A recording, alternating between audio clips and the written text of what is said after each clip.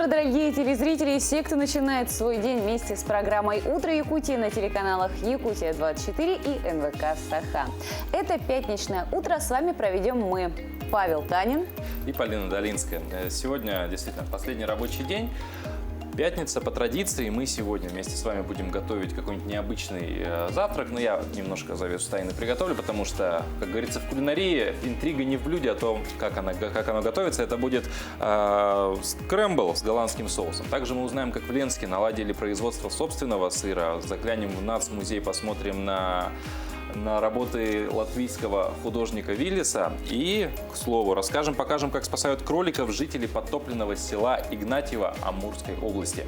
Ну а так как игры Манчары, которые начнутся 7 июля, до них остались считанные дни, мы узнаем у Гаврила Махначевского, директора Республиканского центра национальных видов спорта, о последних приготовлениях, о настрое спортсменов. Ну и в конце нашей программы вас ждет музыкальное поздравление. Да, ну и не забывайте, конечно, про способы обратной связи. Во-первых, это WhatsApp на номер 8 914 273 4488. Можете все свои приветы, поздравления, пожелания доброго утра для всей республики отправить. И мы, конечно же, все это прочитаем в прямом эфире. И не забывайте подписываться на страницу нашей программы в Instagram _Якутии. Якутии. Там у нас все материалы, все интересные сюжеты. Комментируйте, ставьте лайки, репостите через сторис и так далее. Ну, самое время пришло узнать, что же приготовила нам погода. По данным Якутского гидрометеоцентра, сегодня в 6 часов утра в центральных районах столбик термометра показал от 12 до 19 градусов. В Заречной группе от 13 до 19 со знаком плюс.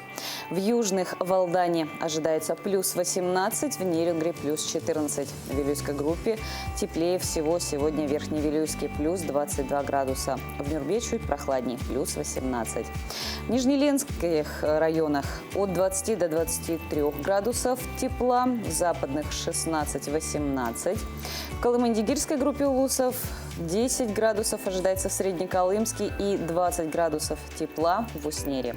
В Янских от 12 до 21 градуса. На северо-западе в Тиксе заметно теплеет на протяжении нескольких дней. Сегодня в 6 часов утра здесь температура воздуха плюс 6 градусов и плюс 18 в Саскалахе. В городе Якутске температура воздуха на 6 часов утра составила 15 градусов со знаком плюс. Атмосферное давление 750 миллиметров ртутного столба. Штиль. Днем в течение дня без осадков. Юго-восточный ветер с порывами от 3 до 8 метров в секунду.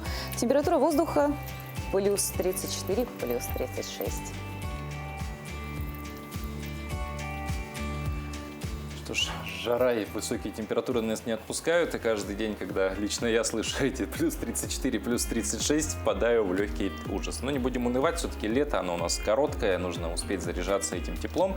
Ну а пока от нашей информационной службы, от наших коллег узнаем о последних событиях, произошедших в республике и за ее пределами.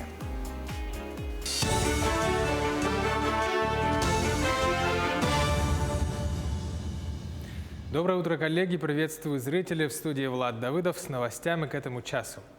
В Хангаласском филиале ГУП ЖКХ на сегодняшний день привились от ковид 48% работников. Вакцинироваться они начали еще в марте месяце и продолжают делать это по сей день. К предстоящему отопительному сезону планируется привить до 70% сотрудников. При получении первого и второго компонентов вакцины работникам даются 2 выходных с сохранением заработной платы. Также темпы вакцинации внутри предприятия стимулируются проведением розыгрыша призов. Так было объявлено о старте акции ЖКХ «Привит». Каждому привившемуся до 1 сентября работнику предприятия присуждается уникальный номер участника акции. И 10 сентября с помощью генератора случайных чисел состоится розыгрыш ценных призов, например, квадроцикла, трактора, снегохода, ружья, лодочного мотора, мотоциклов, ноутбуков и многое другое. Очень хорошие призы.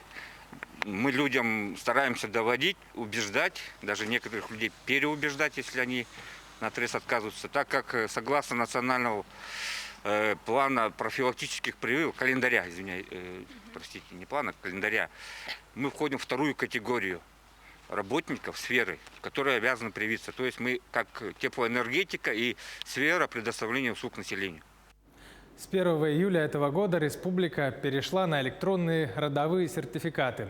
Это стало обязательным для всех медицинских учреждений. Также с 1 января 2022 года введут электронные листки нетрудоспособности. Бумажный носитель оформляться уже не будет. В Якутске открылась выставка-ярмарка народного художественного промысла «Резьба по дереву». Организатором является Национальный центр народного прикладного искусства и художественных промыслов «Семях». Принимают участие начинающие мастера и профессионалы. В рамках выставки-ярмарки проходят мастер-классы, лекции, практические занятия, продажа изделий. Главная задача – демонстрация, показ работы носителей и мастеров резьбы по дереву, организация обмена опытом носителей и мастеров, выявление молодых талантов. Выставка пройдет с 1 по 20 июля в Доме дружбы народов имени Алексея Кулаковского в Галерее национальных культур. Наша выставка посвящена популяризации здорового образа жизни и направлена на мотивацию молодежи Республики Саха-Якутия. Представлена работа из дерева, резьба по дереву, но именитых народных мастеров, как Василия Ивановича Спиридонова, Баргабагалай, Василия Протопопова, город Якутск, Владимира Егорова, Уселданский улус и многих других. К этой минуте это пока все. Слово передаю коллегам. Большое спасибо, Влад. Ни для кого не секрет, что завтрак – это самый важный прием пищи. Именно поэтому он заряжает нас энергией на весь трудовой день. Поэтому совместно с нашими лучшими шеф-поварами каждое утро мы стараемся что-то новое для вас преподнести, полезное и вкусное, чтобы ваши завтраки были разнообразными. Да, и при этом что-то такое, чтобы не нужно было 2 часа стоять у плиты, а можно было более-менее быстро себе организовать этот завтрак. И сегодня бренд-шеф Сергей Мясников расскажет нам и покажет, самое главное, как готовить скрэмбл с голландским соусом. Доброе утро, меня зовут Максим Мясников, я бренд-шеф рестобара «Крыша» и сети заведений в Москве. Сегодня утром мы приготовим завтрак скрэмбл-эгг с слабосоленым лососем, обжаренной брускетой и голландским соусом. Для этого нам понадобится брускета, сливочное масло, яичные желтки, слабосоленый лосось, сыр пармезан, немного сметаны. Для начала нам нужно будет растопить сливочное масло, чтобы приготовить голландский соус. Масло растопилось, переливаем.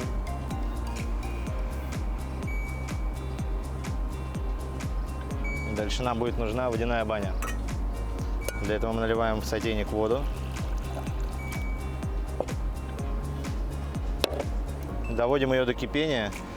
Пока она закипает, подготовим продукты для соуса остальные. Это яичные желтки, немного винного уксуса, немного соли и прям 20 грамм воды. Надо добавить чуть-чуть свежего молотого перца. Дальше мы это хорошо взбиваем, чтобы получилась однородная эмульсия.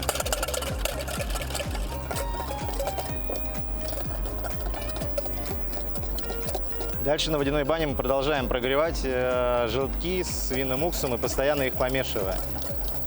Они должны прогреться. После того, как они нагреются, начнем потихоньку тонкой струйкой выливать сливочное масло и продолжать взбивать.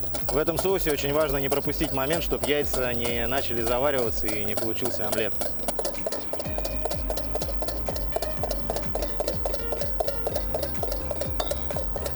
Когда вода сильно закипела, температуру кипения можно уменьшить, чтобы не заварить яйца.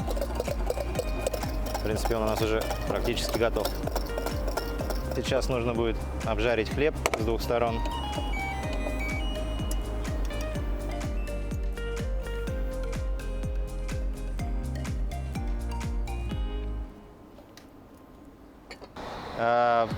Чиабатта обжарилась, ее убираем в сторону. Дальше начинаем готовить скрэмбл. Для приготовления скрэмбла используем остатки сливочного масла 2 яйца.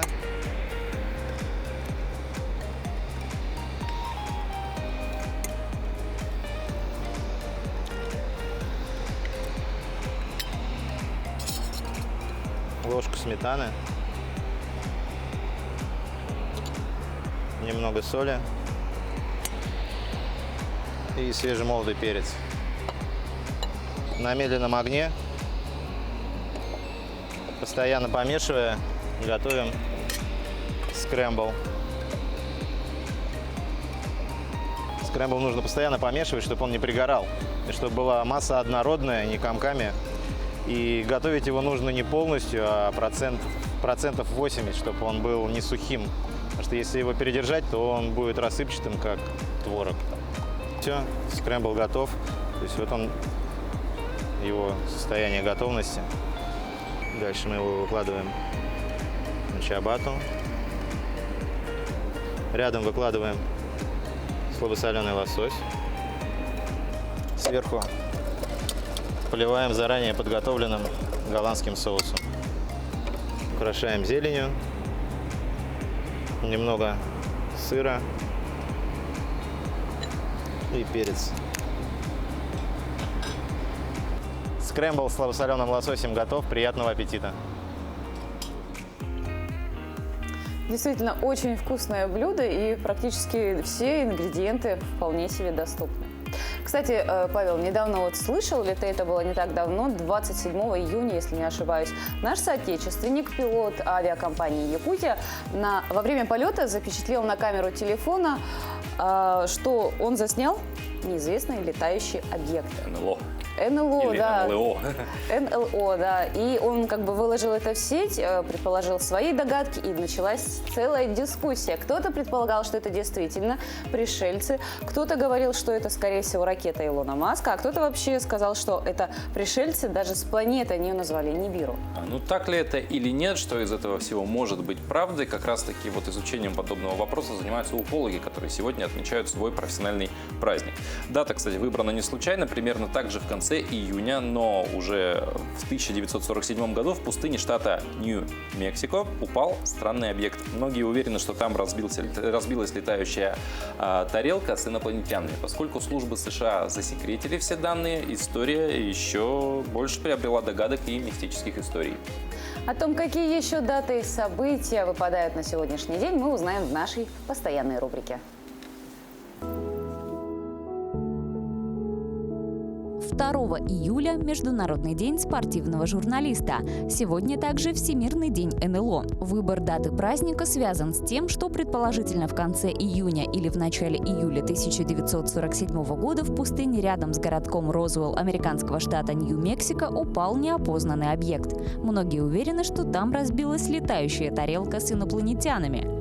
2 июля – день реки Лены в республике Саха-Якутия.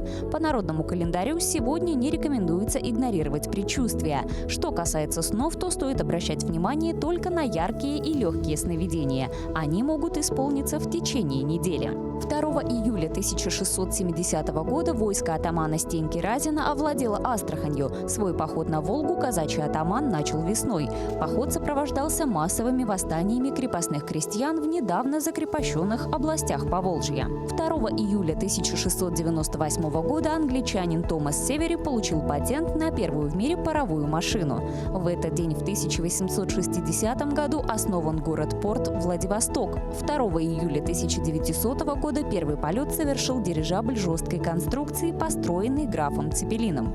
2 июля 1976 года провозглашена Социалистическая Республика Вьетнам. В 1714 году в этот день появился на свет Кристоф Глюк, австрийский композитор. 2 июля 1775 года родилась Надежда Пушкина-Ганнибал, русская дворянка, мать великого поэта Александра Пушкина. 2 июля 1877 года родился Герман Гёссе, немецкий писатель. В этот же день в 1922 году родился Пьер Карден, французский модельер итальянского происхождения.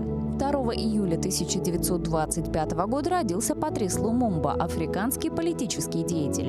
Именины в этот день празднуют Иван и Фаддей.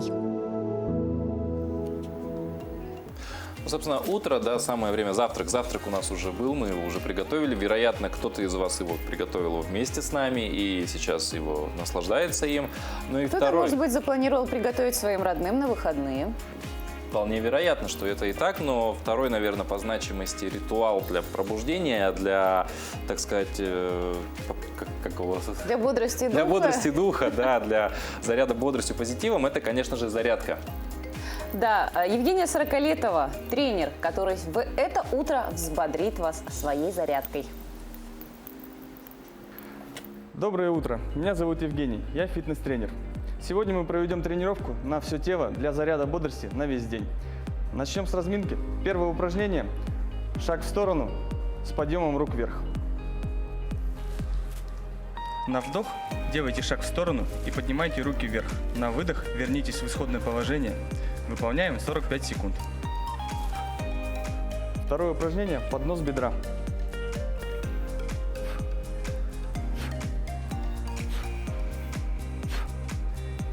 Выполняем 45 секунд на каждую ногу.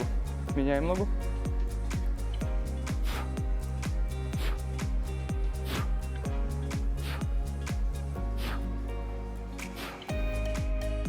Следующее упражнение – велосипед. Ложимся на спину и поочередно подтягиваем ноги к корпусу, имитируя вращение педалей велосипеда. Выполняем 45 секунд. Следующее упражнение – отжимание с касанием рукой плеча. Поставьте руки шире плеч. На вдох опуститесь вниз. На выдох вернитесь в исходное положение и коснитесь рукой плеча. Выполняем 30 секунд.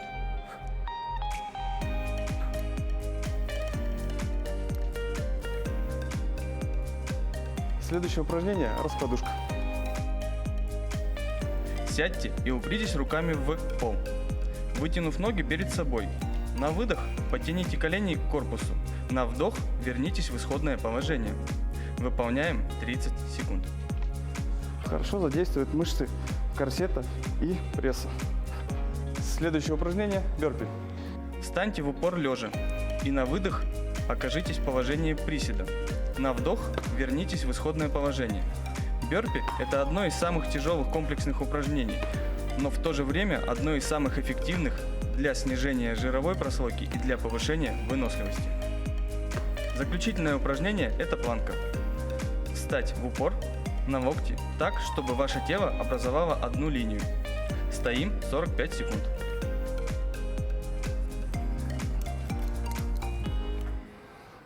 Закончили. На этом мы закончили нашу утреннюю зарядку. Всем желаю здоровья, занимайтесь спортом. Желаю хорошего дня. Всем пока! Считанные дни остались до старта одного из главных событий в Якутии по национальным видам спорта. Игры Манчары стали доброй спортивной традицией народа Саха. Проведение спартакиады придает импульс развитию спортивного движения и популяризацию здорового образа жизни, а также служит сохранением традиционных видов спорта. Да, и сегодня о предстоящих играх Манчары мы поговорим с директором Республиканского центра национальных видов спорта имени Василия Манчары Гаврилом Махначевским. Гаврил, доброе утро. Доброе утро. Доброе утро. Да, спартакиада, собственно, игры Манчары, это, фактически это наша республиканская олимпиада. Я ее могу так назвать, если кто-то не согласен, поправьте меня. Как вы оцениваете готовность к этому событию? То есть уже считанные дни, опять же, остались? Да, действительно осталось пара дней, скажем так, уже финишная прямая. Подготовка идет максимальная, уже те места, которые будут проведены соревнования и питание, размещение уже практически готовы. Сегодня как раз будет завершающий организационный комитет именно игр, и все там будет известно, что вся готовность должны все рабочие комиссии игр Манчар должны все сегодня доложиться по готовности. Сколько спортсменов примут участие? Так, спортсменов будет участвовать 1800, это порядка от 40 команд. Горный Улус будет выступать двумя командами. И в том числе... В Горном Улусе как раз-таки в селе Бердигистях. Да, в селе Бердигистях. Да, это будет все проходить. Сегодня идет очень максимально плодотворно идет подготовка. не только вот спортивных объектов, но и социальных объектов, и инфраструктуры и так далее. Вот это все идет тоже уже завершающей стадии. Пандемия сказалась на количестве участников? Ну, не думаю, что должны команды все полностью участвовать. Уже во всю готовность готовятся наши спортсмены со всех улусов, со всех уголков нашей республики. И северные лучшие уже приехали практически все. И 6 уже июля будет официальный день приезда. Это уже будет регистрация и допуск всех участников будет. И 7 уже начнется спортивная часть спартакиады. И, конечно же, будет торжественное открытие игр Манчары. А где будет вот зажжен факел? Так, традиционно огонь зажигается именно от села, именно Аласа, где родился сам Василий Манчары. Это Алас Орлах, в Галасском улусе. И 4 июля будет зажжен огонь игр Манчары. А уже определились с количеством атлетов, которые вот этот факел понесут? Флаконосцы, да, они уже готовы, и они руководителем флаконосца будет иностранный самый такой опытный Дмитрий Горохов. Он всегда был руководителем и будет, наверное. А так вот играх будет уже вот 4-я группа Горохова Дмитрия будет уже начинать эстафета огня. А все ли районы республики команды свои представляют? Все, да, я вот сейчас сказал, что все команды, помимо муниципальных районов и городского округа города Якутск и Жата, еще будет команда Агату, как вы знаете, это раньше АГИХСХ. Также будет команда Сахалинского союза, а также команда СУФУ имени Максима Кирича Амосова. Они все выставляют сборную команду всех. А вот вы лично чего ожидаете от предстоящих игр? Может быть, я так понимаю, тоже вы любитель спорта, может быть, за какой-то вид спорта больше всего переживаете, может быть, за каких-то спортсменов За определенных? какую дисциплину, может быть, вы больше всего переживаете? Нет, я никого обижать не буду, потому что все 11 видов спорта, которые в программе игр Манчары, они все будут очень представлены, так сказать, со всеми лучшими спортсменами нашей республики. Конечно, масс-рейсинг, борьба хапсагай, якутские прыжки, они будут тоже очень такими популярными видами спорта, скажем так. Но, тем не менее, и по другим видам спорта, то, я думаю, не менее будет интересно. Также вейковная скачка будет, также и северное многоборье, национальное многоборье, пулевая стрельба, стрельба из традиционного лука, которую вот тоже мы прошедших игр внесли в программу игр Манчары. Также якутские настольные игры Хаблахамска, легкая атлетика будет, и гиревой спорт. И такой вопрос. В этом году в играх Манчары принимают участие только наши земляки или же все-таки будет приезд, ожидается приезд спортсменов с России? Нет, в положении прописано, что все будет участвовать уроженцы нашей республики. В принципе, как мы и сказали в начале, да, фактически это наша республиканская олимпиада и масштабное событие спортивное для всего региона и для спортивного сообщества нашего региона. Варил, спасибо большое, что в это утро пришли к нам. Мы желаем вам успехов, мы желаем, чтобы игры прошли действительно зрелищно, массово, несмотря на все ограничения, которые сейчас по понятным причинам существуют. И уже отходя от темы... Давай сначала напомним о том, что кроме того, что новое положение запрещает, во-первых, зрителям находиться, присутствовать на этих играх, мы хотим напомнить о том, что игры будут проходить в прямом эфире. То есть вы можете болеть за своих любимых спортсменов, поддерживать их в прямых эфирах на телеканалах НВК Саха, Мамонт, на сайте як24.ру и nvk-online.ru во вкладке «Прямой эфир», а также в приложении Smart TV на телевизорах Samsung LG, в мобильном приложении НВК Саха для iOS и Android. Да, я напомню, что игры пройдут с 7 по 11 июля текущего года. Это вот уже следующая неделя буквально. Правильно. Еще раз спасибо, что пришли в эту студию. Уже отходя от темы, простой вопрос, такой даже бытовой, житейский. Как вы относитесь к цветам? К цветам, положительно. Именно комнатные, скажем, или же все-таки вообще любые цветы? Да, положительные, по праздникам обычно я дарю цветы. Вот, поэтому я думаю, что Ну да, любовь к цветам на самом Положительно. деле присуща она почти всем людям. Ну, к чему мы заговорили о цветах? А дело в том, что в Крыму зацвело лавандовое поле размером 250 гектаров. И это событие, оно, естественно, не обошло стороной туристов, которые прям сейчас стремятся посмотреть на эту красоту, которую мы уже видим на экране.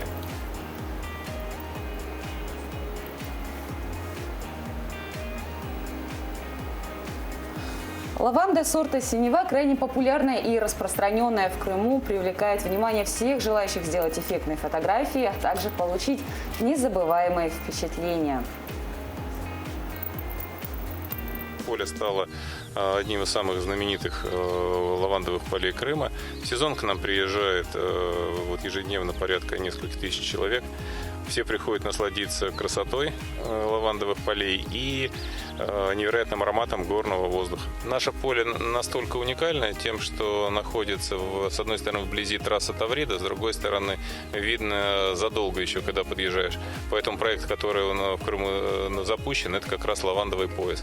Он опоясывает поля лавандовой Тавриду. С одной стороны и с другой за десятки километров он виден издалека. С самолета он также виден. Те, кто приземляются в аэропорт Симферополя или взлетают, в зависимости от направления, они также видят это невероятное синее красивое пятно.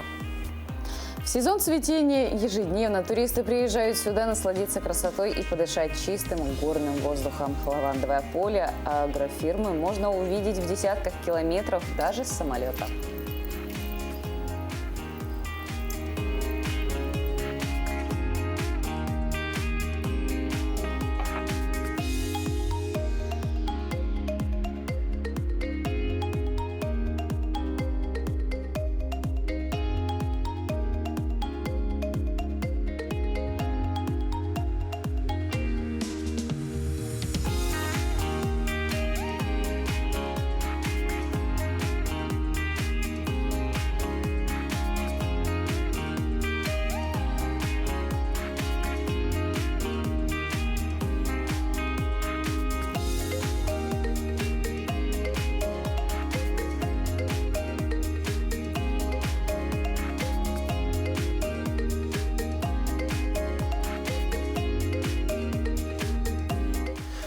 Я на самом деле, несмотря на предыдущую свою реплику про то, что любовь к цветам присуща, она действительно присуща многим людям, я, к сожалению, как-то так нейтрально отношусь, достаточно нейтрально к этим цветам. Тем не менее, лично меня вот эти масштабы поразили, 250 гектаров. Масштабы просто потрясающие. Сразу вспоминается вот эта вот песня «Софира Тару Лавандас». Она приобретает совсем другой смысл, потому что действительно горные цветы. И встретиться вот с человеком, у которого у тебя есть чувства, вот именно на территории такого цветения, мне кажется, это очень красиво и романтично. Да, мне почему-то вспомнилась песня другого нашего отечественного исполнителя, который, дабы нарвать цветов, подарить букет той девушке, которая будет гнать велосипед. Да, мне кажется, по таким полям гнать бы велосипед ему пришлось достаточно долго, ножки бы устали. Но вот, говоря про необычные ситуации, слон Плай Бунчуай в Таиланде проломил стену дома у местных жителей. Животное пришло на запах еды. В доме живет семейная пара. Супруги проснулись ночью из-за непонятного шума на кухне. Они побежали туда, увидели в стене огромную дыру, а в ней слона. Плай нашел в кухонном шкафу пачку риса, схватил ее и засунул в рот. Этот слон хорошо известен в округе. Это не единственная семья, которая от него пострадала. Инспекторы по охране дикой природы советуют жителям прятать еду, так как слонов привлекают запахи. Как признались пострадавшая семья, ремонт обойдется им примерно в $1600.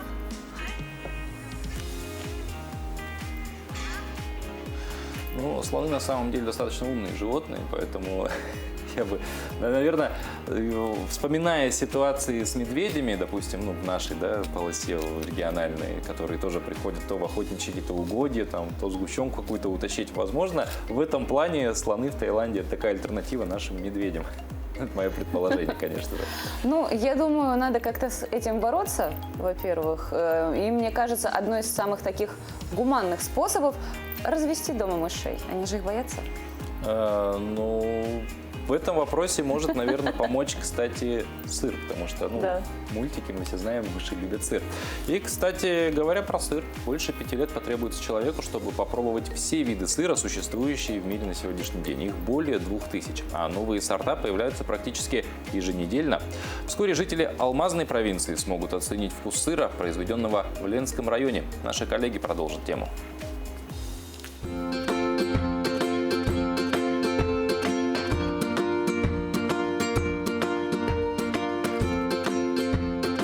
Зеленая трава, чистый воздух и бескрайний простор. Именно здесь начинается история ленского сыра. В местном молочном цехе сыр делают из коровьего молока. Ежедневно свежее, сразу из-под коров его везут в цех переработки. По часам, утром и вечером. Всего около 5 тонн. Молоко прямиком попадает в лабораторию. Здесь определяют его плотность и жирность. Входящий контроль сырья – это экспресс-метод определения температуры, жирности, натуральности молока, сома. Полученные на мониторе показатели перепроверяются вручную. Определить жирность сливок помогает специальная центрифуга. Технолог Лариса Хамарханова вдохновленно рассказывает об алгоритме производства сырной продукции. Здесь вот используется серная кислота, изомил и спиртпродукт. И перемешивается и крутится в центрифуге. Да? И потом, после того, что когда остановится центрифуга, здесь сверху выходит жир. После проверки молока на качество шлангами его перегоняют в баки молочного цеха. Там распределяют по времени дойки и делят на производство кисломолочных продуктов. Для изготовления сыра используют вечернее молоко. Пастеризационно-охладительная установка. Здесь через этот аппарат у нас проходит молоко, идет пастеризация происходит, идет на сыр, на пастеризованное молоко, либо на сепарирование идет, на сепаратор подогревается. После пастеризации молоко со специальной закваской варят при температуре 90 градусов. Спустя время свернувшуюся массу достают специальными ковшами-дуршлагами. Их вставляют в форму для адыгейского сыра. Ждут, пока продукт спрессуется и стечет лишняя сыворотка. Потом полуфабрикат на сутки отправляется на засолку. В рассоле стоит сутки. Потом с рассола вытаскиваем. Стоит где-то, высыхает она. Одна головка большая такая, весит где-то 6 килограмм. А маленький по килограмму. Надеваем спецодежду и заходим в специальную камеру. Здесь вот сыр дышит, созревает и, соответственно, поверхность как бы защищается. В процессе созревания покрывается этим латексным покрытием вручную губочкой. Мягкий сыр попадает в магазины через 3 дня после производства. Полутвердому же для готовности требуется 45 суток. Сложно представить, но на изготовление такой головки уходит около 60 литров молока. Всего в этой комнате около 2,5 тонн сыра. Большая его часть попадет на прилавки после 15 июля. Сыровары ежедневно переворачивают головки. Продукт должен равномерно просохнуть и дозреть. В производстве не используется ни соя, ни пальмовый жир. Все натуральное. Это скажется на стоимости продукта. Цена за головку местного сыра будет чуть выше привозного. Ксения Журавлева, Анастасия Белокреницкая, телеканал «Алмазный край». Слушай, ну я сыр очень люблю. Вот на самом деле разные сорта. Иногда просто хожу и просто ем сыр. Кусочек. Да, действительно, во-первых, молочный продукт, и такой он вполне себе сытный. И мне нравится, что он такой солененький всегда. Его можно всегда, во-первых, разнообразить его блюдо. Можно сделать фондю, можно сделать бутерброды, можно украсить блюдо. Можно есть просто так. Да, просто нарезкой. Вот. Ну, а мы напомним, что сегодня у нас пятница. По традиции наш эфир мы будем завершать. Он еще не завершается. Мы его будем завершать много позже. Он будет завершаться традиционным музыкальным номером на крыше нашей телекомпании. Там идут последние приготовления. Вот распевается наша гостья сегодняшняя. Вот, как вы можете видеть на наших кадрах, пасмурная погода, она не даст нам повода, чтобы мы не зарядили вас на предстоящие выходные позитивными энергиями, песнями. Кто это будет, кто исполняет, мы, конечно, назовем чуть тоже позже, но уже можно сказать, что немножко будет присутствовать живой звук, потому что мы видим гитару, хоть и электро. Ну и, конечно же, прекрасный вид нашего Якутска тоже подкрасит эту картинку, несмотря, опять же, на эту пасмурность, на этот дым, туман, что бы это ни было. Я сегодня еще не успел разобраться, что это конкретно. Вот. Ну, в общем, будем ждать. Это буквально случится через чуть больше, чем через 15 минут. Поэтому оставайтесь с нами. Ну а прямо сейчас... Самое время ознакомиться с актуальными новостями.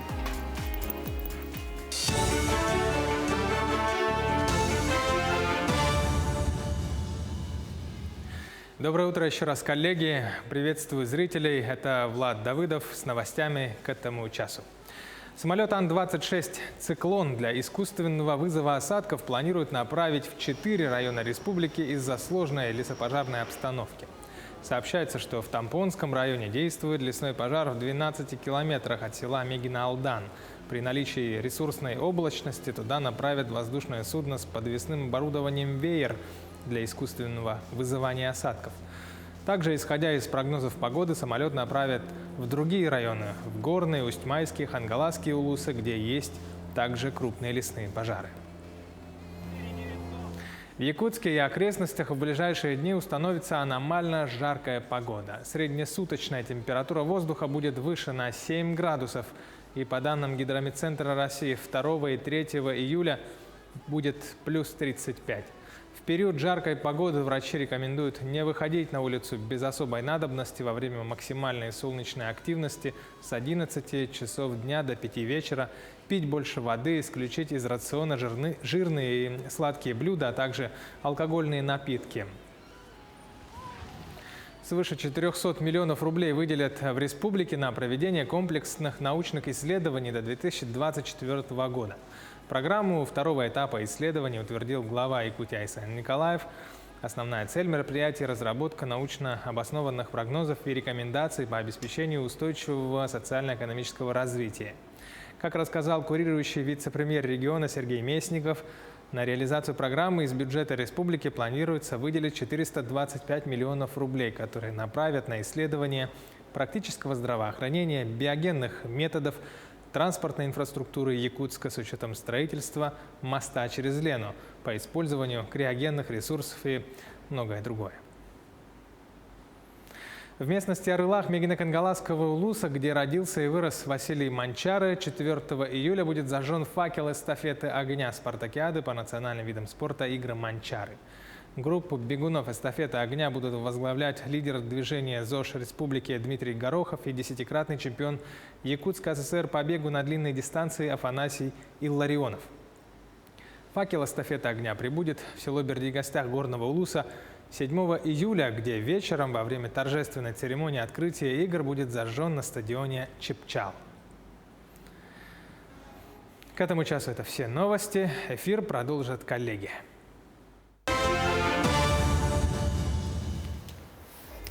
Творчество латвийского художника Виллиса Августовича Озола мало изучено, но, тем не менее, это замечательный художник-живописец. И сегодня мы поговорим о его картине «Лето». В 20 веке тема женщины, тема материнства в искусстве была ведущая. Картина «Лето» Виллиса Августовича Озола, которая находится в собрании Национального художественного музея, была написана художником в 1967 году. Становление его как художника, как живописца сложилось в конце 50-х, в начале 60-х годов. И он себя нашел в направлении, которое называется социалистический реализм или так называемый суровый стиль. Картина «Лето» рассказывает нам об образе женщины. Композиция картины закрытая, поэтому, когда мы на нее смотрим, мы ощущаем настроение покоя, неторопливости. Это все создает закрытая композиция. Форма деревьев, драпировок, она повторяет закрытую композицию и создает ощущение статики. Цветовой строй картины, он выполнен в теплых золотистых тонах. Здесь много желтого, оранжевого, охры.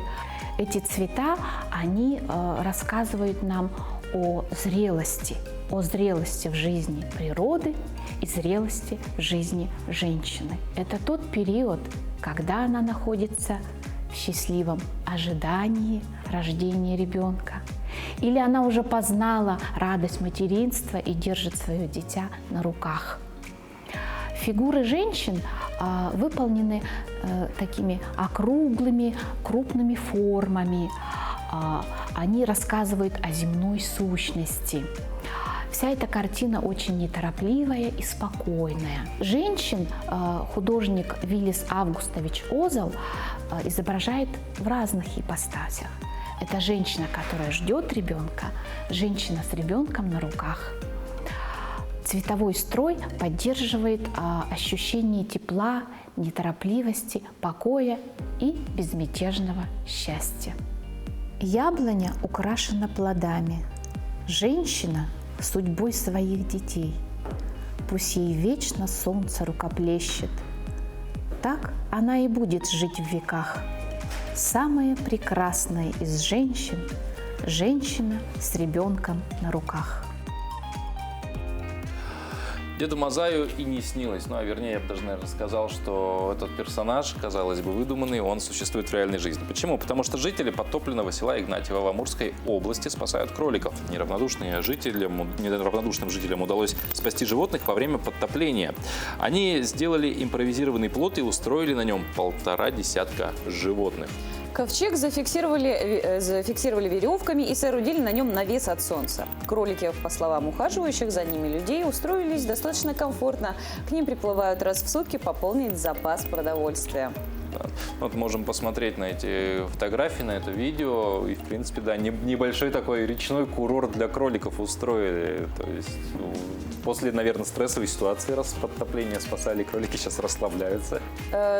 Просто сейчас картинка была одна, и девушка держит вот именно того кролика, она его так прижимает, прям как дитя к себе груди. Вот сразу, знаешь, вот у меня, как у матери, первая мысль. Главное не разбаловать, а то потом, когда все, вот это паводок-то спадет, как они потом вернутся, да, как они потом вернутся в естественную свою среду обитания. Но в целом, конечно же, да, очень радует, радость на сердце, когда вот узнаешь такие новости, когда действительно мы, люди, с ответственностью подходим к вопросу о заботе о братьях наших меньших. Да, и, кстати, что касается братьев наших меньших. Кстати, ты знал о том, что еноты – это дальние, но родственники медведей? Слушай, я даже не мог и предположить такого, потому что все-таки, ну, енот это тоже хищник, по сути, но медведь, енот как-то нет. Ну, оказывается, все-таки это очень даже верная и достоверная информация. И, кстати, детеныша самка может кормить 24 раза в сутки. Представляешь? В общем, более подробно мы можем узнать в нашем следующем сюжете и познакомиться с этим созданием поближе. Доброе утро. Сегодня мы поговорим о енотах-полоскунах. У нас в зоопарке есть два енота. Это Миша и Боня. Они довольно-таки дружелюбные, их можно покормить. Они очень забавно лапками берут еду. Если заводить енота дома, то вы должны понимать, что вы не будете ему хозяином. Он скорее будет вам другом, но енот делает то, что захочет. Поэтому, если содержать енота дома, то надо ему отдельную клетку, отдельное помещение. У некоторых людей, я знаю, что есть летнее помещение, зимнее для енота. Это очень забавные зверьки, они любят играться, они очень мило могут сидеть, любят полоскать что-нибудь. Всегда у них можно поставить тазик, они могут схватить телефон, могут взять часы, ключи. Все нести, полоскать в воде начинать. Они очень любят хулиганить еще, могут подрать обои, погрызть что-нибудь. Еноты, они по своей природе, они всеядны. Зачастую тоже можно встретить кадры, как они могут шариться в помойке, на мусорке где-нибудь, в странах, где они водятся, это в Америке в основном. Дома их можно кормить тоже всем чем угодно. Некоторые еноты любят мясо, некоторые фрукты. Больше всего не любят фрукты. Особенно виноград, ну что-нибудь сладенькое. Многие люди могут купиться на их очень милый внешний вид. Я сам знаю, многие люди тоже спрашивают, где купить енота, многие хотят его завести. Но это дикое животное, с ним довольно-таки сложно будет, это экзотическое животное. За ним надо смотреть как за ребенком, наверное, много времени уделять воспитанию, играм, потому что иначе он может озвереть, быть диким, кусаться. Так что содержать енота – это тоже довольно-таки нелегко. На этом все. Спасибо за внимание. Все-таки еноты достаточно забавные, мне кажется, существа. И, возможно, И полезные в хозяйстве. Особенно еноты-полоскун. это самое полезное домашнее животное может быть. Но на самом деле я бы завел енота себе. Ну, только там, смотря что ты хочешь, чтобы тебе прополоскали. Некоторые вещи все-таки придется прятать. Ну, я надеюсь, до такого не дойдет, и я не заведу енота, но в глубине души буду об этом мечтать. Наш эфир уже почти приближается к концу, мы уже на низком старте перед началом рабочего дня, и, наверное, еще раз имеет смысл повторить погоду, которая сегодня ожидает жителей республики. Итак, в центральных районах республики сегодня плюс 12, плюс 19 градусов. Самая холодная точка это будет Покровск, плюс 12. Самая жаркая Намцы, плюс 19. В Заречной группе плюс 11, плюс 19. Самая холодная это Амга, плюс 11 и Усьмая, 11. Ну а самая жаркая Барагонцы, плюс 19. В южных районах плюс 14, плюс 18. Холоднее всего в Нерюнгре, плюс 14. В Алдане будет плюс 18. В Вилюйской группе Улусов плюс 18, плюс 22. В Нижнеленских районах плюс 20, плюс 23, в западных плюс 16, плюс 18. В Колымо-Индигирской группе Улусов плюс 10, плюс 20. Самая холодная точка там это сегодня Среднеколымск, плюс 10 градусов. Жарче всего будет в Усть-Нэре, плюс 20 градусов. В Янских районах плюс 12, плюс 21. В Депутатском плюс 12, в Батагае плюс 21. На северо-западе плюс 6, плюс 18. Большой достаточно разброс. Холоднее всего в Тиксе, плюс 6 градусов. А в Саскалахе плюс 18. В городе Якутске температура воздуха на 6 часов утра составила плюс 15 градусов, атмосферное давление 750 миллиметров ртутного столба. Ветер штиль 0 метров в секунду, соответственно. И днем осадков не ожидается. Юго-восточный ветер 3,8 метров в секунду. И температура воздуха, конечно же, очень нас ввергает в такое состояние страха перед жарой, потому что будет плюс 34, плюс 36 градусов.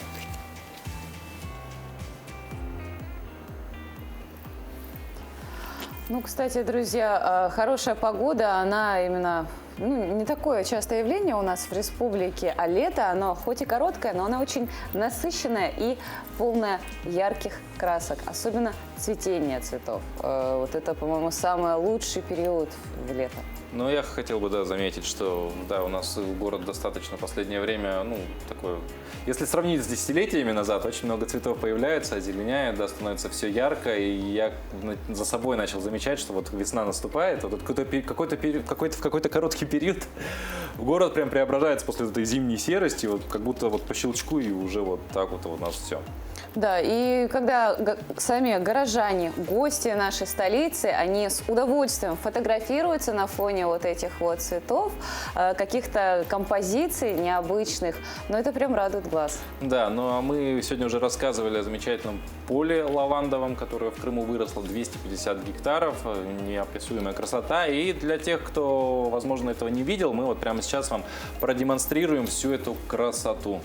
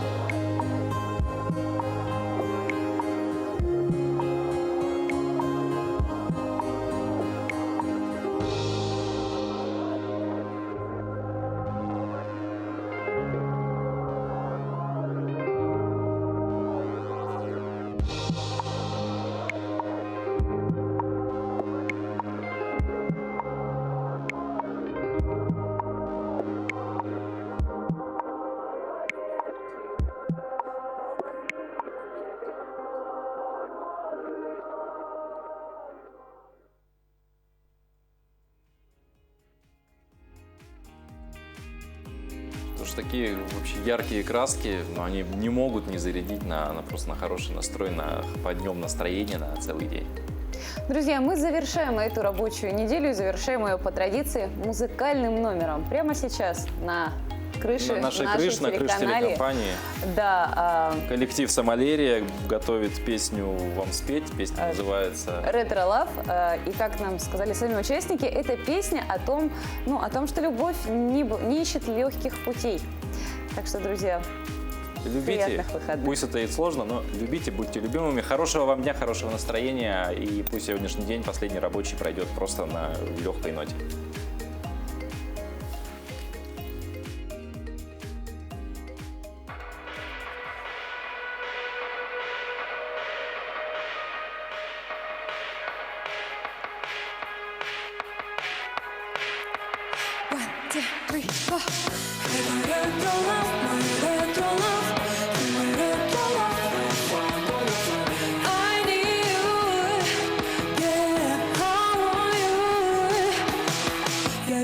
Я вижу, как тонет время. Я знаю, насколько время путь, и нам не свернуть.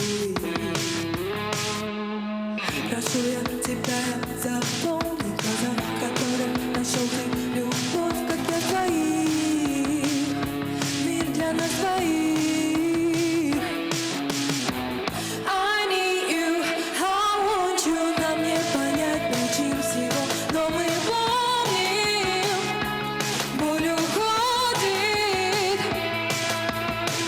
Раз, два, еще раз. Это ретро-лав, мой ретро.